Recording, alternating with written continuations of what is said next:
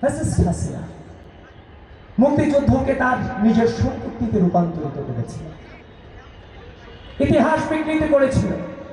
কিন্তু আমরা গতকাল তো দেখতে পেলাম একজন সাদা শয়তান যারা 1971 সালের মহান মুক্তিযুদ্ধে রাজাকারের ভূমিকায় ছিল, তারা আবারও বাংলাদেশের ইতিহাসকে 54 বছর পরে বিকৃত করতে চায়, আমার মহান মুক্তিযুদ্ধকে বিকৃত করতে চায়। সে সাদা শয়তানকে এই কুমিল্লার টাউন হল মাঠ থেকে বলে দিতে চাই, এই বাংলাদেশের মাটিতে যদি রাজনীতি করতে হয়, মহান মুক্তিযুদ্ধকে ধারণ করে রাজনীতি করতে হবে।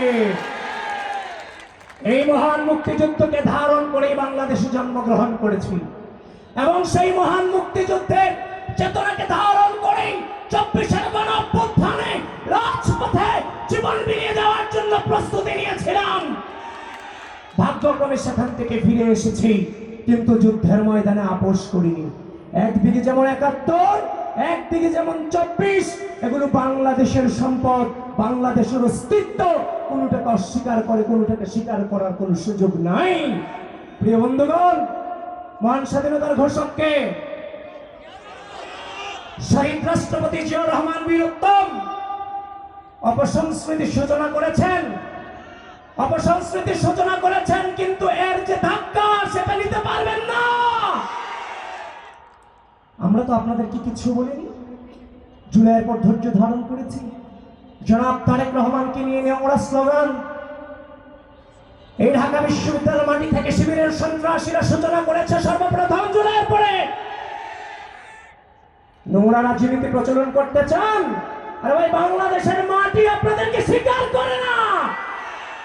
এই মাটিতে বসে বাংলাদেশ পন্থীদের উপর আপনারা আঙুল তোলেন, মাথা উঁচু করে জামাত শিবিরের রাজনীতি করার কোন অধিকার বাংলাদেশে নাই। আপনাদের তো কোনো অধিকারই নেই। মহান মুক্তিযুদ্ধে আমাদের নারীদের উপর আপনারা অত্যাচার করেছেন, তাদের সম্মান হানি করেছেন।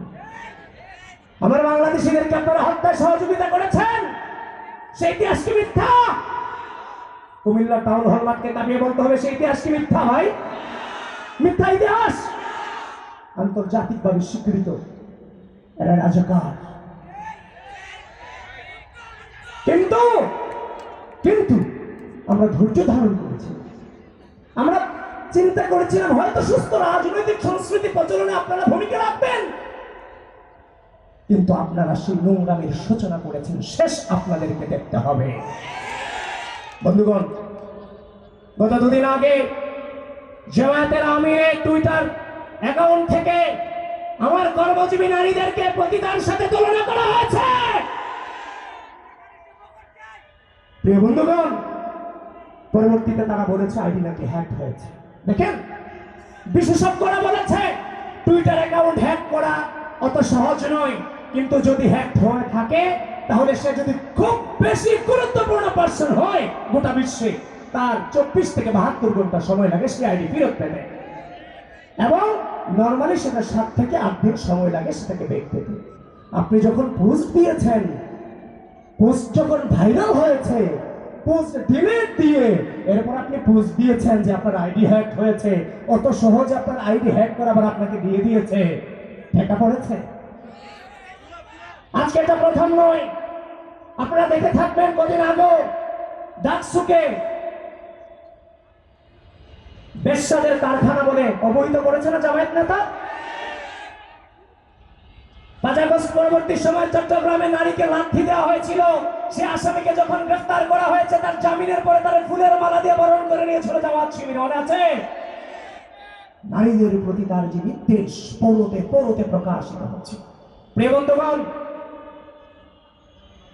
আল্লাহ রাসূল মুহাম্মদ সাল্লাল্লাহু আলাইহি সাল্লাম উহুদ যুদ্ধে যখন মুসলমানরা ছত্রভঙ্গ হয়ে গেছিল, নুসাইবা বিনতে কাব রাদিয়াল্লাহু তাআলা আনহা একজন মহিলা সাহাবিয়া রাসূল সাল্লাল্লাহু আলাইহি ওয়াসাল্লামের সামনে ঢাল হয়ে তলোয়ার নিয়ে দাঁড়িয়েছিলেন।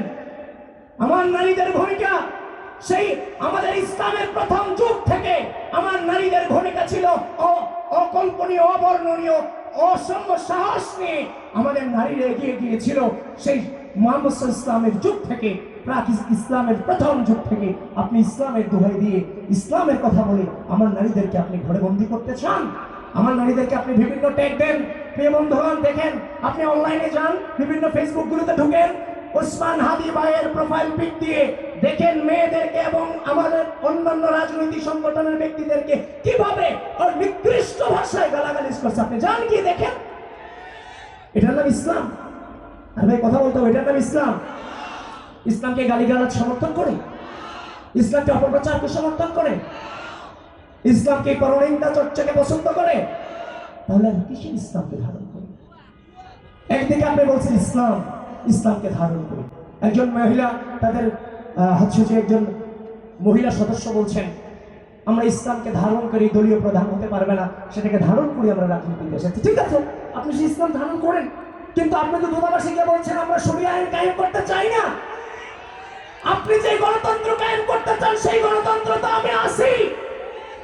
আমি যে গণতন্ত্রের দিকে আগাচ্ছি, আপনি সেই গণতন্ত্রের দিকে আগাচ্ছেন, কিন্তু ইসলামের নামে মানুষকে কেন বিভ্রান্ত করছেন?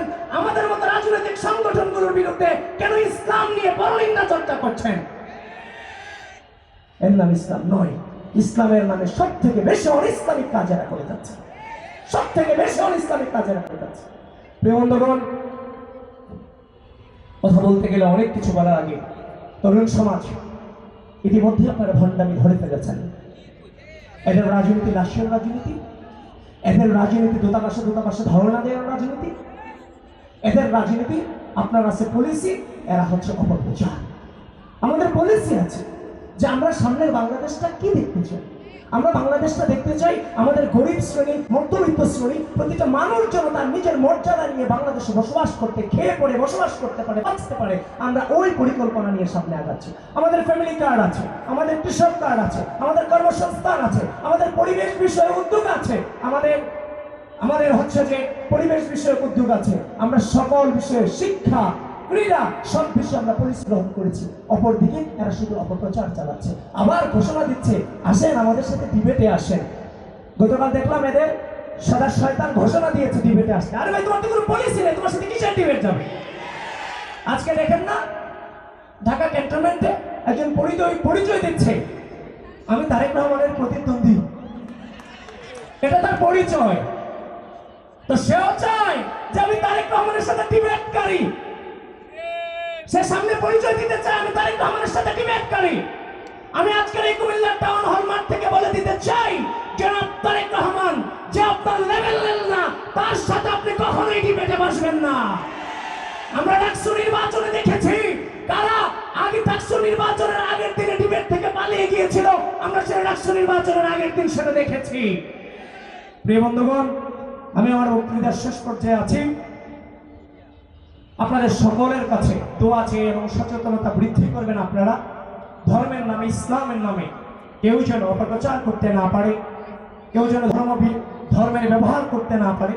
আপনারা কেউ বিভ্রান্ত হবেন না। এখানে যারা আছেন আমরা সকলে মিলে একটি ঐক্যবদ্ধ বাংলাদেশ বিনির্মাণ করতে চাই।